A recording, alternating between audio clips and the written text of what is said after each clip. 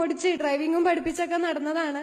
അപ്പോ ഇനി അടുത്ത ലക്ഷ്യം ഒരു IAS ഓഫീസർ ആവുക എന്നുള്ളതാ. കാരണം അതെനിക്ക് ആയേ പറ്റൂ. കാരണം നമ്മുടെ സമൂഹത്തിൽ എന്നേക്കാൾ എന്താ പറയാ മോശമായ രീതിയിൽ താമസിക്കുന്ന സ്ത്രീകളും കുട്ടികളും ഉണ്ട്. അവരുടെ ഉന്നമനത്തിനായി ആ ജീവിത വഴിയിലൂടെ വന്ന ആൾക്ക് ഒരുപക്ഷെ എന്തെങ്കിലുമൊക്കെ ചെയ്യാൻ പറ്റുമോ എന്നുള്ളതാണ് എന്റെ ഉറച്ച വിശ്വാസം. അപ്പോ അവർക്കൊക്കെ വേണ്ടി എന്തെങ്കിലും ചെയ്യണം. പക്ഷെ ഇപ്പൊ എനിക്ക് പഠിക്കാൻ പോവാൻ പറ്റാത്തൊരവസ്ഥയിലാണ് ഞാൻ നിൽക്കണേ. 2016 ഡിഗ്രി കഴിഞ്ഞു. അപ്പോ ഒരു IAS ഓഫീസർ ആവാൻ വേണ്ടിയിട്ട് എനിക്ക് നിങ്ങളുടെ എല്ലാവരുടെയും പ്രാർത്ഥന വേണം. നിങ്ങളുടെ എല്ലാവരുടെയും പ്രാർത്ഥന ഉണ്ടെങ്കിലേ എനിക്ക് നമ്മുടെ സമൂഹത്തിന് വേണ്ടിയിട്ട് എന്തെങ്കിലുമൊക്കെ ചെയ്യാൻ പറ്റുള്ളൂ.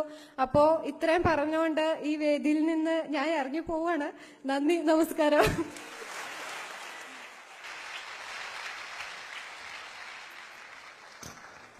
ചെറിയൊരു അനൗൺസ്മെന്റ് ഉണ്ട്. മാളു ഷെയ്ഖയുടെ ഇനിയുള്ള പഠനത്തിന് വേണ്ടിയുള്ള എല്ലാ തുകയും മമ്മൂക്ക വഹിക്കുന്നതാണ്.